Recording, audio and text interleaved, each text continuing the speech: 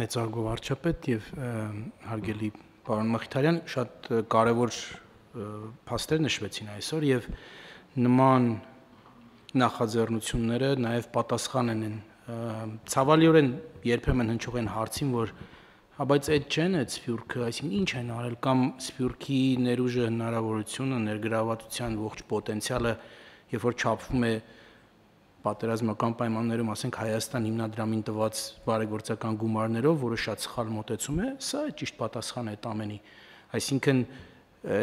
պոտենցիալը նպատակասլաց ձևով ձեր ղեկավարությամբ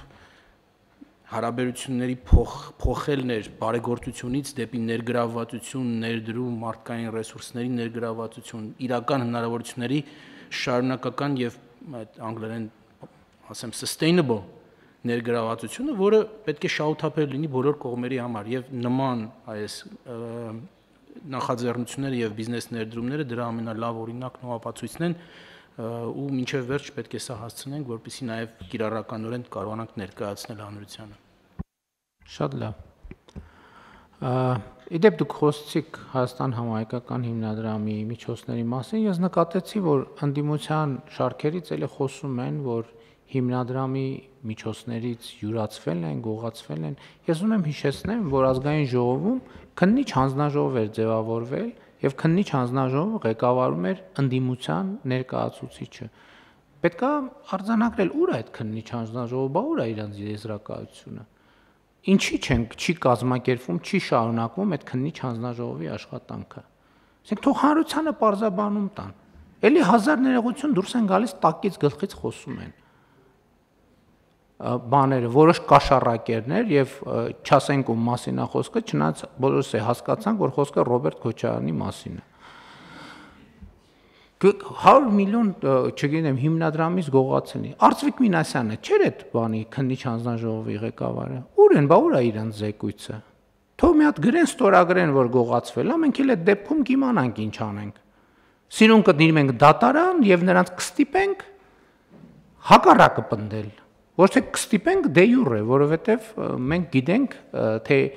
ինչա տեղություն ունեցել եւ գիտենք, որ իրենց ասածը տեղի չի ունեցել։ Եվ այս հայտարարություններն էլ ես չգիտեմ, մենք հակադարձում ենք, չենք հակադարձում, բայց էլ եմ ասում, փաստերն է, որ կար քննիչ հանձնաժողով։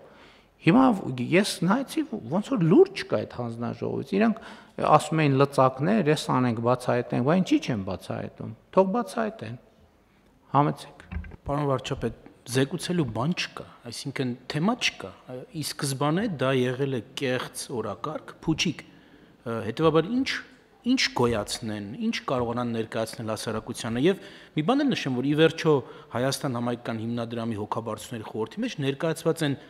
համարյա բոլոր այն ուժերը, որոնք այդ հարցը բարձրացրել են։ Իրենք խորհրդի մեջ են, իրենք կառավարող մարմնի անդամ են։ Խորհուրդ այդ հարցը քննարկել է եւ եկել է եզրակացության, որովհետեւ թեմա չկա, այսինքն հիմնադրամի խորհուրդն է հենց եկել այդ եզրակացության, բայց ես դրա մասին չեմ ասում։ Ազգային ժողովում քննիչ հանձնաժողով ձևավորվել է, թող այդ հանձնաժողովը այդ եզրակացությունը տա։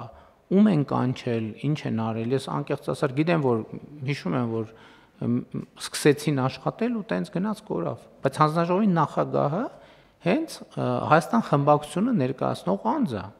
Եվ այդ անձը թող պատասխան տա, բա ինչ եղավ, ուր է, ինչ եզրակացություն ունի։